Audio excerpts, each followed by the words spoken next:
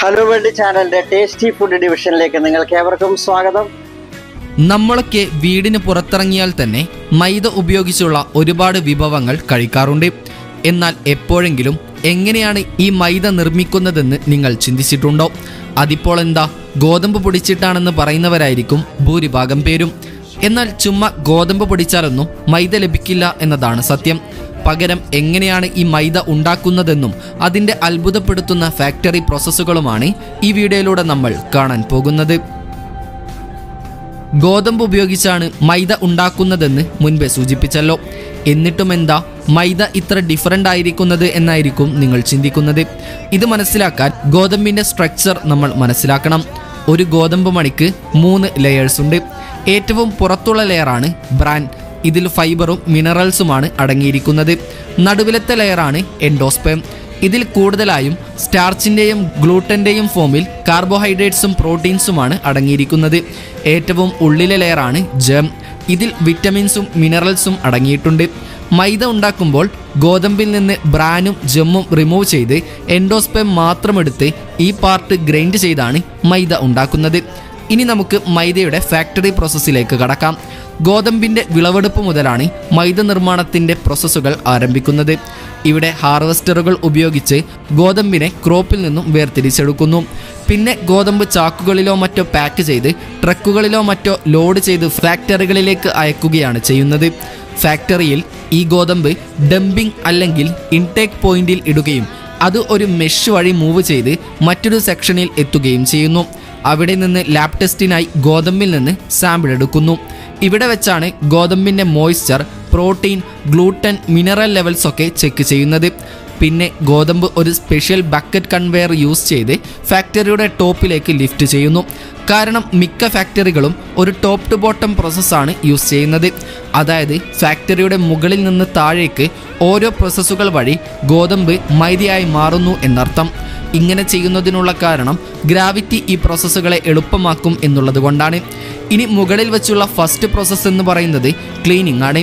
Pre ക്ലീനിങ്ങിൽ ഗോതമ്പ് ഒരു drum സീവിലൂടെ, അതായത് ഒരു റൊട്ടേറ്റിംഗ് ഫിൽറ്ററിലൂടെ പാസ് ചെയ്യുന്നു. ഇവിടെ വെച്ച് ഈ ഗോതമ്പ് വിളവെടുക്കുമ്പോൾ ഇതിൽ അകപ്പെട്ടിട്ടുള്ള കയർ, പ്ലാസ്റ്റിക്, പേപ്പർ പോലുള്ള വേസ്റ്റുകൾ റിമൂവ് ചെയ്യുന്നു. പിന്നെ ഇവ ഗ്രാവിറ്റി ക്ലീനർ എന്ന ഒരു സെക്ഷനിലേക്കാണ് പോകുന്നത്. ഈ സെക്ഷനിൽ പ്രത്യേകമായി സജ്ജീകരിച്ചിട്ടുള്ള അരിപ്പകളുണ്ടാകും. ഇവിടെ വെച്ച് ഗോതമ്പ് താഴേക്ക് മൂവ് ചെയ്യുമ്പോൾ ഗോതമ്പിൻ്റെ തണ്ടിൽ നിന്നും മറ്റും ഗോതമ്പിനെ മാത്രമായി വേർതിരിച്ചെടുക്കുന്നു. അതിനുശേഷമാണ് പ്യൂരിഫിക്കേഷൻ സ്റ്റെപ്പുകൾ ആരംഭിക്കുന്നത്. അതിനായി ഗോതമ്പുകൾ ഒരു ഫ്ലോ ബാലൻസറിലൂടെ പാസ് ചെയ്യുന്നു.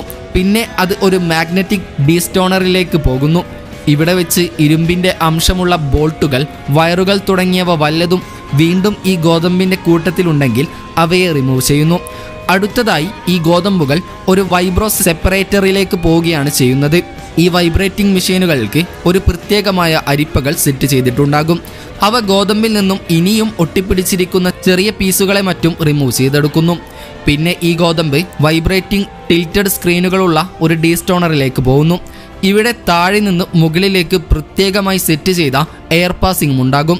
അതിനാൽ തന്നെ ഗോതമ്പ് ഇതിലൂടെ പാസ് ചെയ്യുമ്പോൾ വലിയ കല്ലുകൾ, ചെരൽ കല്ലുകൾ, ഗ്ലാസ് പീസുകൾ എന്നിവ പോലെയുള്ള കനം കൂടിയ വസ്തുക്കൾ താഴേക്ക് വീഴുകയും അതേസമയം ഗോതമ്പുകൾ മറ്റൊരു ഡയറക്ഷനിലേക്ക് പോവുകയും ചെയ്യും.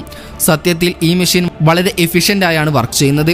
കാരണം ഒരു ഗോതമ്പ് പോലും വേസ്റ്റ് ആകാതെയാണ് ചെരൽ കല്ലുകളും മറ്റും ഇവിടെ നിന്നും വേർതിരിച്ചെടുക്കുന്നത്. അടുത്തതായി ഗോതമ്പ് ഒരു സ്കൗറർ അഥവാ നമ്മുടെ ഭാഷയിൽ പറഞ്ഞാൽ ഗോതമ്പിനെ വൃത്തിയാക്കുന്ന ഒരു മെഷീനിലൂടെ കടത്തിവിടുകയാണ് ചെയ്യുക. അതിന് ഒരു റൊട്ടേറ്റിംഗ് ഡ്രമ്മും റോളറും പല്ല് പോലുള്ള സ്ട്രക്ചറുകളും ഉണ്ടാകും. ഗോതമ്പ് അവയ്ക്കിടയിലൂടെ കടന്നു പോകുമ്പോൾ ധാന്യത്തിൽ ഒട്ടിപ്പിടിച്ചിരിക്കുന്ന ചളിയും തൊലികളും മറ്റും വൃത്തിയാക്കി താഴെ മെഷിലൂടെ വീഴുന്നു. പിന്നെ ഗോതമ്പ് മറ്റൊരു ഉപകരണത്തിലൂടെ പോവുകയും അവിടെ വെച്ച് താഴെ ഈ ഗോതമ്പുകളിലേക്ക് വീണ്ടും നല്ല ഫോഴ്സിൽ എയർ നൽകിക്കൊണ്ട് ബാക്കിയുള്ള ചെളിയും തൊലിയുമെല്ലാം കളയുകയാണ് ചെയ്യുന്നത്. ഈ പ്രോസസ്സ് എല്ലാം കഴിയുമ്പോഴേക്കും നല്ല വൃത്തിയുള്ള ഗോതമ്പ് മണികളായി അവ മാറിയിട്ടുണ്ടാകും. ഇനി ഗോതമ്പിൻ്റെ ഫൈനൽ ക്ലീനിങ്ങിനായി ഒരു ഗ്രെയിൻ വാഷറിലേക്ക് ഇവയെ കടത്തിവിടുന്നു. ഇത്രയും നേരം എയറും മറ്റും ഉപയോഗിച്ച് ക്ലീൻ ആക്കിയതിന് പകരം ഇവിടെ വെച്ച് വെള്ളം യൂസ് ചെയ്തുകൊണ്ടാണ് ബാക്കിയുള്ള ചെളിയും മറ്റ് അനാവശ്യ വസ്തുക്കളും നീക്കിക്കളയുന്നത്. ശേഷം ഇവയെ ചൂടാക്കിക്കൊണ്ട് ഗോതമ്പിന് മുകളിലുള്ള മുഴുവൻ മോയ്സ്ചറൈസും നീക്കി ഗോതമ്പിനെ നല്ല ഡ്രൈ ആക്കിയെടുക്കുന്നു. ഈ ഡ്രൈ ആയ ഗോതമ്പ് കൺവെയറുകളിലൂടെ സ്റ്റോറേജ് റൂമുകളിലേക്ക് പോവുകയും അവിടെ വെച്ച് പൂപ്പലുകളിൽ നിന്നും എയറിൽ നിന്നും ഇതിനെ സൂക്ഷിക്കുകയുമാണ് ചെയ്യുക. കഴിഞ്ഞില്ല. ഈ ഗോതമ്പുകൾ മൈദയാവാൻ ഇനിയും കുറച്ച് സ്റ്റെപ്പുകൾ ബാക്കിയുണ്ട്. ആദ്യമായി സൂക്ഷിച്ചു വെച്ചിരുന്ന ഗോതമ്പ് ഒരു മോയ്സ്ചർ മെഷറിംഗ് ഡിവൈസിലൂടെ കടത്തിവിടുകയും അവിടെ വെച്ച് പലതരത്തിലുള്ള സെൻസറുകൾ ഉപയോഗിച്ച് ഗോതമ്പിൽ അടങ്ങിയിരിക്കുന്ന ജലത്തിൻ്റെ അംശം ചെക്ക് ചെയ്യുകയുമാണ് ചെയ്യുക. പിന്നെ അവയെ ഒരു ടർബോ ഐസർ ഡംപറിലേക്ക് കടത്തിവിടുന്നു. അവിടെ വെച്ച് ഇതിലേക്ക് വെള്ളം ആഡ് ചെയ്യുകയും ഒരു സ്പിന്നിംഗ് റോട്ടർ ഉപയോഗിച്ച് അതിനെ നന്നായി മിക്സ് ചെയ്തെടുക്കുകയും ചെയ്യും. ഇത് ഗോതമ്പിനെ 7 മുതൽ 20% വരെ ജലാംശമുള്ളതാക്കി മാറ്റുന്നു. അടുത്തതായി ഈ ഗോതമ്പ് 10 മുതൽ 12 മണിക്കൂർ ഒരു ടാങ്കിൽ സൂക്ഷിക്കുകയും ഈ ടൈമിൽ ഗോതമ്പിൻ്റെ ഔട്ടർ ലെയർ അഥവാ മുൻപ് സൂചിപ്പിച്ച ബ്രാൻ എന്ന ലെയർ ഹാർഡ് ആവുകയും ഇൻസൈഡ് പാർട്ടായിട്ടുള്ള എൻഡോസ്പെം എന്ന് പറയുന്ന ലെയർ സോഫ്റ്റും പഫിയായി മാറുകയും ചെയ്യുന്നു. അതിനുശേഷം ഗോതമ്പ് ഒരു ക്രാക്കിംഗ് മില്ലിലേക്ക് പോകുന്നു. ഇതിന് ഡിഫറൻറ്റ് സ്പീഡിൽ ടേൺ ചെയ്യുന്ന 2 റോളറുകളുണ്ട്. ഗോതമ്പ് അവയ്ക്കിടയിലൂടെ പാസ് ചെയ്യുമ്പോൾ ഈ ഗോതമ്പുകൾ പൊടിയാവുന്നതിന് പകരം ക്രാക്ക് ആവുകയും ഇത് ബ്രാൻ, ജം, എൻഡോസ്പെം എന്നീ 3 ലെയറുകളെ സെപ്പറേറ്റ് ചെയ്തെടുക്കാൻ സഹായിക്കുകയും ചെയ്യുന്നു. പക്ഷേ അവയെല്ലാം അപ്പോഴേക്കും കൂട്ടിക്കുഴച്ച രൂപത്തിലായിരിക്കും ഉണ്ടാവുക എന്നുള്ളതാണ് സത്യം. ശേഷം ഈ മിശ്രിതം ഒരു ശുദ്ധീകരണ യന്ത്രത്തിലേക്ക് അഥവാ പ്യൂരിഫയറിലേക്ക് കടത്തിവിടും. ഇതിന് പലതരത്തിലുള്ള അരിപ്പകൾ അഥവാ ഫിൽട്ടറുകൾ ഓരോ ലെവലുകളിലായി ക്രമീകരിച്ചിട്ടുണ്ട്. അരിപ്പകളിലെ ദ്വാരങ്ങൾ ഓരോ ലെവലിലും ചെറുതാവുകയും ചെയ്യും. അതിനു പുറമെ താഴെ നിന്ന് ചൂടുള്ള വായു കടത്തിവിടുകയും ചെയ്യും.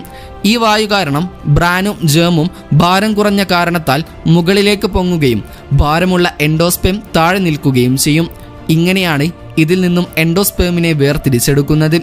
ഇത്തരത്തിൽ ക്ലീൻ ആയിട്ടുള്ള എൻഡോസ്പെമിനെ സെമോലിന അല്ലെങ്കിൽ നമ്മുടെ മലയാളത്തിൽ റവ എന്ന് വിളിക്കുന്നു. ഇത് ഹൽവ ഉണ്ടാക്കാനും മറ്റും ഉപയോഗിക്കാറുണ്ട്. ഇനി മൈദ ഉണ്ടാക്കാൻ ഈ റവ ഒരു റോളർ മില്ലിലേക്ക് പോവുകയും അവിടെ വെച്ച് ഇതിനെ പരത്തി പല റോളറുകളിലൂടെ കടത്തിവിട്ട് കൂടുതൽ നേർത്തതാക്കി മാറ്റുന്നു. അങ്ങനെ ഈ പൊടി 200 മൈക്രോണിനും താഴെയാകുന്നത് വരെ അതിനെ ക്രഷ് ചെയ്തുകൊണ്ടേയിരിക്കും. അങ്ങനെ ഒടുവിൽ 20 മൈക്രോണിനും താഴെയുള്ള ആ പൊടി പ്ലാൻ ഷിഫ്റ്റർ എന്ന യന്ത്രത്തിലേക്ക് പോകുന്നു. ഈ യന്ത്രത്തിനുള്ളിൽ ഒരുപാട് ബോക്സുകളിലായി നേർത്ത അരിപ്പകൾ ഒന്നിനു മുകളിൽ ഒന്നായി സെറ്റ് ചെയ്തു വെച്ചിട്ടുണ്ടാകും. അങ്ങനെ ആ പൊടി മുകളിൽ നിന്നും താഴേക്ക് കടത്തിവിടുകയും ഏറ്റവും നേർത്ത പൊടി മാത്രം താഴേക്ക് എത്തുകയും ചെയ്യുന്നു. ഇതാണ് നമ്മൾ മൈദയായി ഉപയോഗിക്കുന്നത്. 10നും 100 മൈക്രോണിനും ഇടയിലുള്ള വലിപ്പം മാത്രമായിരിക്കും മൈദക്കുണ്ടാവുക. അതിനുശേഷം ഇതിനെ ഓപ്പൺ എയറിൽ കുറച്ച് സമയം വെച്ചതിന് ശേഷം ഓക്സിജൻ കാരണമാണ് ഇതിന് പൂർണ്ണമായിട്ടുള്ള വെളുത്ത നിറം ലഭിക്കുന്നത്. എന്നാൽ ചില കമ്പനികൾ ഇതിന് പെട്ടെന്ന് പൂർണ്ണമായ വൈറ്റ് നിറം ലഭിക്കാൻ വേണ്ടി ബെൻസോയിൽ പെറോക്സൈഡ് അല്ലെങ്കിൽ പൊട്ടാസ്യം ബ്രോമൈറ്റ് പോലുള്ള രാസവസ്തുക്കൾ ഉപയോഗിച്ച് ബ്ലീച്ച് ചെയ്ത് വേഗത്തിൽ വെളുപ്പിച്ചെടുക്കാറുണ്ട്. സത്യത്തിൽ ഫ്ലോർ, റവ, മൈദ എന്നിവയെല്ലാം ഗോതമ്പിൽ നിന്നാണ് ഉണ്ടാക്കുന്നതെങ്കിലും ഇവയ്ക്കെല്ലാം രുചിയിൽ വ്യത്യാസമുണ്ട് എന്നുള്ളതാണ് സത്യം. ഇതിനുള്ള പ്രധാന കാരണം മൈദയിൽ ബ്രാനും ജേം എന്നീ ലെയറുകൾ ഇല്ല എന്നുള്ളതാണ്. ഗോതമ്പ് നുറുക്കിന് അഥവാ ദലിയക്ക് 1000 മുതൽ 1500 മൈക്രോൺ വരെയുള്ള പാർട്ടിക്കിൾസ് ആയിരിക്കും ഉണ്ടാവുക. റവയ്ക്ക് 400 മുതൽ 800 മൈക്രോൺ വരെയും ഫ്ലോറിന് 300 മുതൽ 400 മൈക്രോൺ വരെയും മൈദക്ക് മുൻപ് പറഞ്ഞതുപോലെ വെറും 10 മുതൽ 100 മൈക്രോൺ വരെ വലിപ്പമുള്ള പാർട്ടിക്കിളുകളുമാണ് ഉണ്ടായിരിക്കുക. ഏതായാലും മൈദ